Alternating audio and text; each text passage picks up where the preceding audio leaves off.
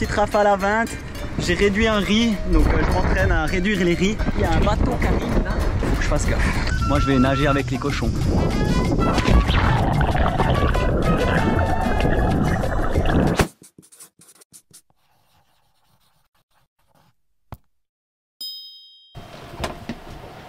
Bon, on va se brosser les dents et...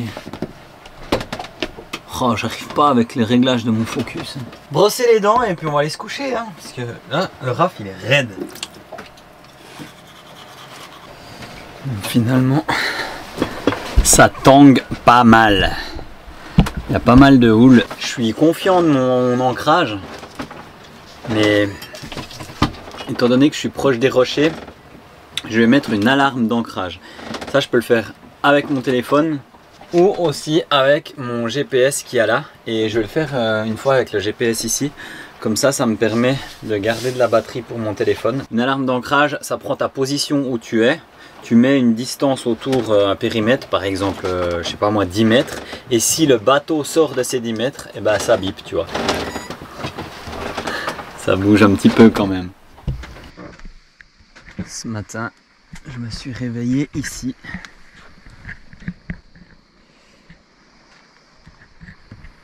Alors, il y avait beaucoup de houle hier soir et un peu de vent, et ça tombe bien parce que là il n'y a pas un pet de vent, pas de houle, et je pense que tu vois la chaîne dans l'eau. Il y a l'ancre qui est là-bas, donc je l'ai posé juste à côté des algues, les pots, je sais plus comment on dit. L'ancre a bien tenu, donc tout était ok. J'ai contrôlé avant d'arriver parce que étant donné que c'est un mouillage où il n'y a pas beaucoup de monde, en fait il n'y avait personne. Et si jamais, des gens qui m'avaient demandé si j'utilisais des appareils électroniques pour les mouillages ou ces choses comme ça. Donc il y a des applications un peu comme dans la vie en véhicule quand tu veux aller dans des spots. Donc là c'est quand même bien pratique parce que ça te donne, les gens mettent en commentaire et ça te donne la nature du mouillage, si au fond il y a de la vase, si ça accroche, si c'est du sable, s'il y a des rochers, des choses qu'il faut faire attention. Donc c'est quand même bien pratique et ça s'appelle Navili, c'est l'application que j'utilise. Et justement ce spot ici, il y avait très peu d'avis, donc c'est pour ça que j'ai bien contrôlé. Là-bas, il y a la petite ville de, je sais plus le nom, je te le mets juste ici en dessous. Et ce matin, je vais profiter d'aller voir ça là-bas. Je profite le matin car il n'y a pas de vent, il n'y a pas de houle. Et vu que j'ai un kayak petit bouchon qui est sans moteur, il suffit qu'il vienne une grosse pétée de vent avec un bon courant sens inverse et je galère pour revenir, tu vois. Ce matin, il y avait des petites chèvres, il y avait un petit dauphin qui m'a réveillé, on a entendu le petit pfft. Et puis, je fais bien le dauphin. Et puis, les guêpes. Mais bon, ça, je pense que sur certaines îles, les guêpes, c'est comme les touristes. Il y en a tellement que c'est insupportable. Alors, je fais partie des touristes, hein, je suis tout à fait d'accord. Mais quand tu arrives à un endroit où tu as des énormes catamarans qui prennent toute la place et que ça hurle à pleine balle, je trouve que ça, c'est pas trop respecté, tu vois. Le problème, c'est pas que les gens se mettent à un endroit, le problème, c'est que des fois, il n'y a pas trop de respect. Mais bon, voilà, ça c'est un détail parmi tant d'autres. Et quand je vais à terre, j'ai ce petit sac étanche de 2 litres pour mettre toutes les petites affaires, genre le téléphone. Sinon, j'ai aussi ce sac là, qui est je sais pas combien de litres, 20 litres, qui est aussi étanche, qui est hyper pratique. Et là-dedans, je mets soit, comme là, je mets mon t-shirt, des habits.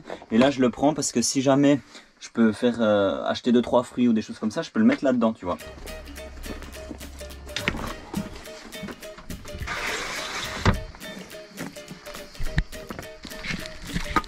On va aller sur l'annexe.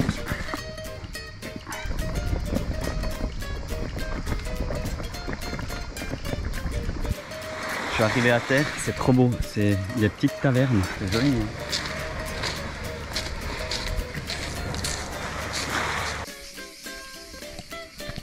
Ces petites îles, c'est magnifique, tu as des petites plages partout.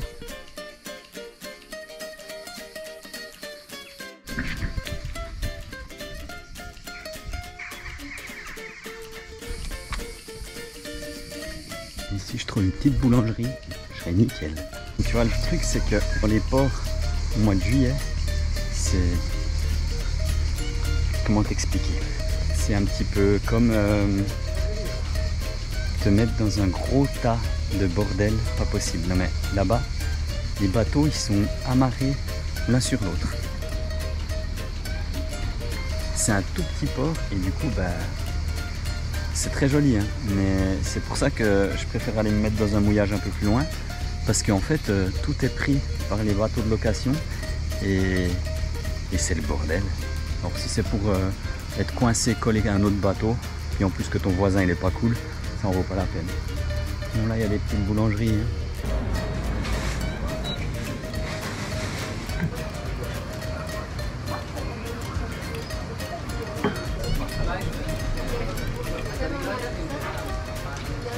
7 € un donut et un café. Bienvenue sur les îles.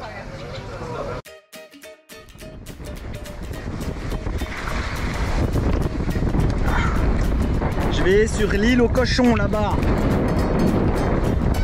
L'île aux cochons parce qu'il paraît qu'il y a des cochons.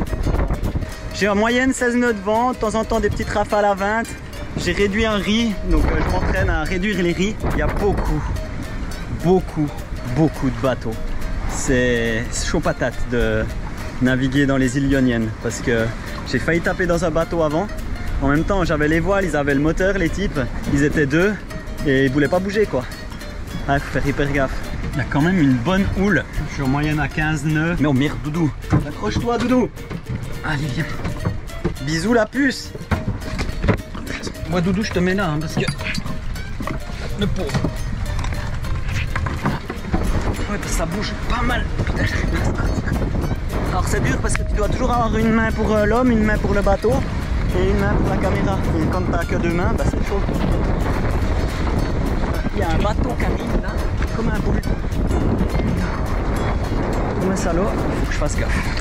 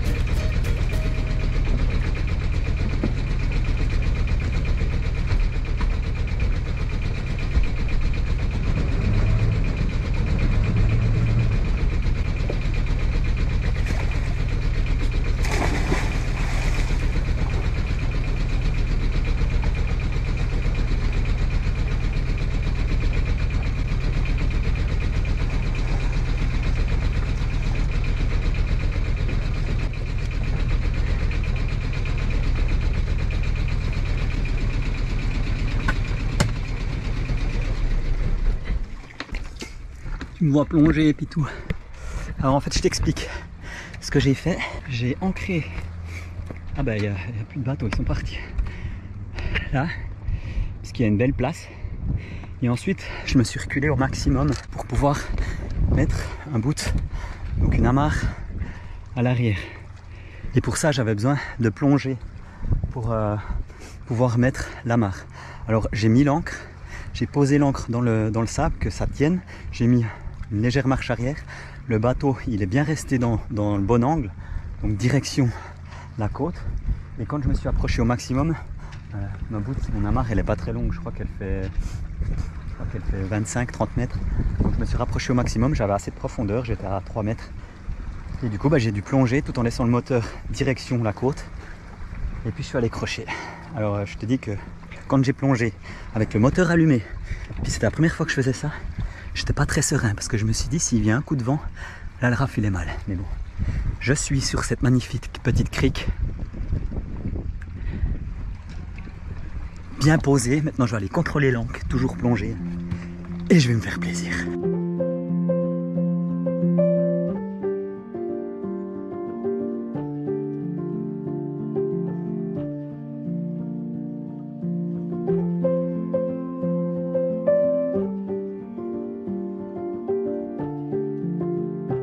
Il y a différentes sortes d'apprentissage et il y a quelques mois, quand j'ai décidé de vivre sur un voilier, je ne connaissais rien à la navigation.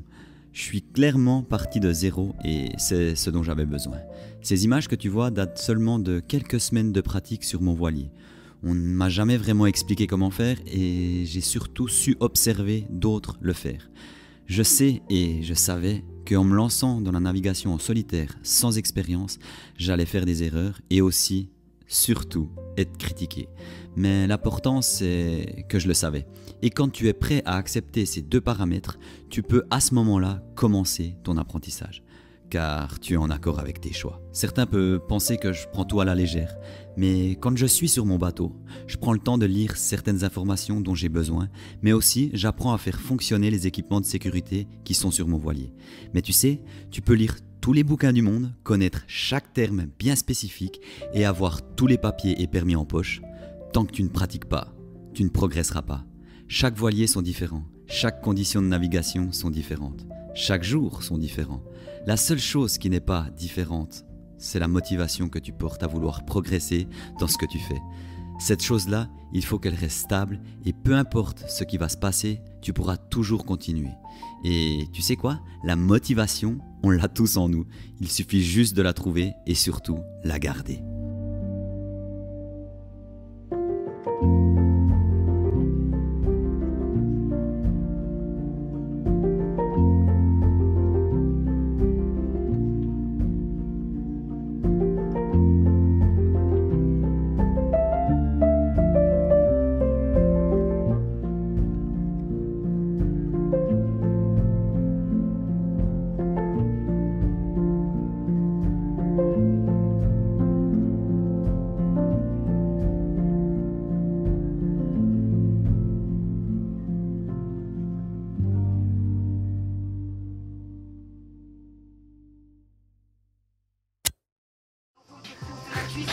Faut que je te montre ici. Alors, tu te réveilles et puis y a les touristes, hein, c'est clair. Mais il y a aussi les petits cochons. Et regarde ce qu'il y a au bout de ma ligne d'amarre là-bas.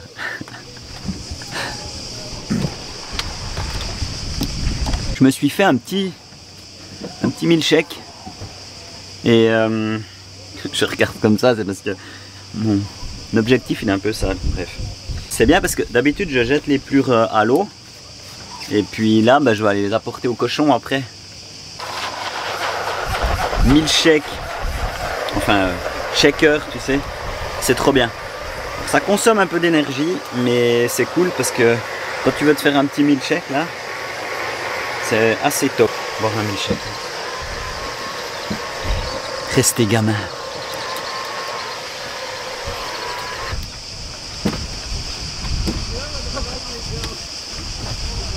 Je pense qu'on se met bien ici. Là.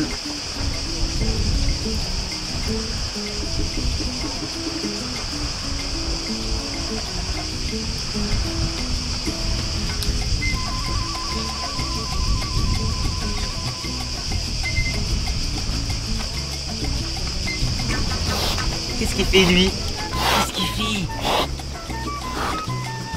Il contrôle le bateau. Ouais, vas-y, nettoie un peu la coque. Il n'y a même pas besoin d'aller aux cochons, les cochons viennent à moi. Seulement les cochonnes. Oh, raf. Bon, moi je vais nager avec les cochons.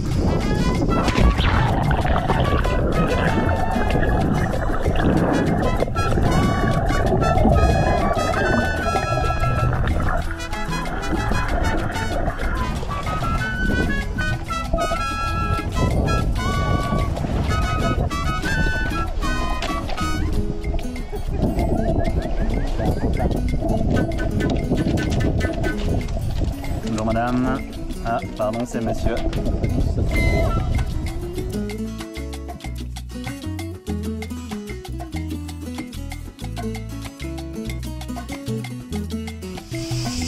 Bon, je sais pas si vous allez bien m'entendre parce que je suis dans le sens du vent, il y a le soleil derrière, mais il y a surtout un cochon là. Donc c'est des sangliers quand même, je pense des sangliers croisés avec des cochons laineux à mon avis. Mais lui il a une bonne tête de gros sanglier avec des bonnes grosses défenses. Et en fait ça fait maintenant 2 jours que je suis sur cette place ici, enfin cette île qui est déserte. Alors il y a des gens hyper respectueux, donc ils vont gentiment sur la plage, ils prennent leur distance. Après, c'est pas le fait d'être proche de l'animal, parce que là je suis tout près de lui, tu vois. Et puis regarde, le type il pionce quoi. Mais c'est surtout qu'il y en a qui arrivent, ils crient, ils ont des cornets de bouffe, des sacs plastiques qui la plupart du temps, quand les sangliers arrivent, ils jettent tout parce qu'ils ont peur, parce que forcément l'animal lui il est attiré par la nourriture. Et sur la plage il y a des bouts de plastique et puis les cochons ils bouffent ça. Et je trouve ça un peu dommage, tu vois. Et ce que je trouve le plus dommage, c'est que tu peux avoir peur des sangliers, des cochons. Tu peux jeter un bout de plastique parce que ça te fait peur. Mais d'en rire et puis après de foutre des coups de pagaie aux cochons ou de jeter des cailloux parce que tu as peur, ça je trouve un peu plus malsain, tu vois. Mais ça c'est pour la partie touristique. En même temps, moi je fais partie des touristes, hein. Ça c'est clair. Mais c'est vrai que je pense que c'est au niveau de l'éducation des personnes. Parce que en fait quand tu vois l'animal, regarde, des fois avant j'étais assis, il venait vers moi, il me reniflait et tu le vois qu'ils sont habitués aux gens parce qu'il y a des personnes tous les jours ici. Donc forcément s'il y avait des grosses attaques de sangliers et de cochons, on laisserait pas les gens venir comme ça.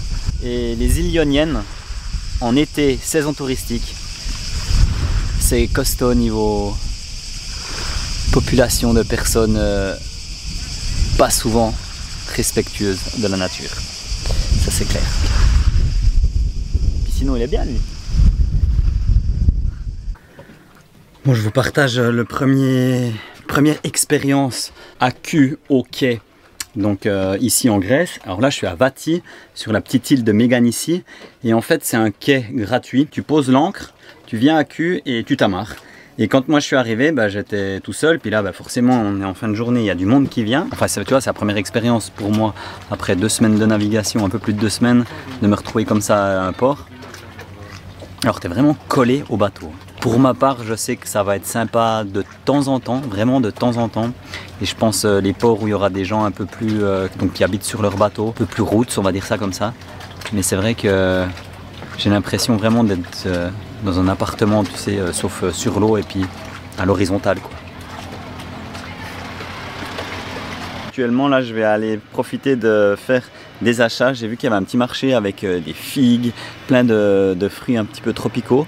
Donc, je vais faire ça. Je vais me faire un petit déj. Donc, je profite quand je navigue pas. Ça fait aussi tourner le commerce local. Et puis moi, ça me permet de me poser, relax, tranquille. Et de discuter aussi avec les locaux, donc ça c'est chouette. Je m'arrête ici parce que je voulais vous montrer quelque chose. Il n'y a pas trop de houle. Et en fait ici à Vati, il y a un avion qui est... il y a une épave d'avion dans l'eau. Alors je pense que tu vas voir simplement l'hélice.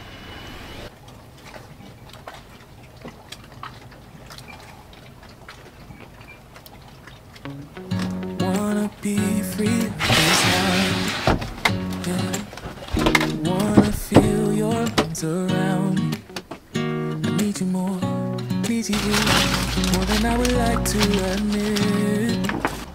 Let's forget about tomorrow. Yeah, should I hide away forever? Should I close? Après ces quelques jours à Vati et plusieurs semaines dans les îles Ioniennes, il était temps pour moi de descendre plus au sud de la Grèce et surtout d'entamer ma plus grande traversée en solo. Mais ça, c'est pour une prochaine vidéo. You never break, you never lie, you never ever scared of the dark. So why am I the one who cries? I'm so afraid to be left behind. I think about you a lot. It's almost like I can't stop. Yeah. You never lose an argument, so I've been trying hard to pretend that I'm okay. It's just a phase, and everything is going just great. Think about you a lot.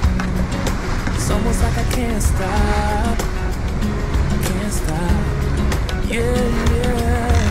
I always knew that this would happen. Yeah, you would find a new distraction. Need you more, need you here, more than I would like to admit. Can we let go of tomorrow? Yeah, you never break, you never lie, you never ever scared of the dark. So why am I the one who cries? I'm so afraid to be left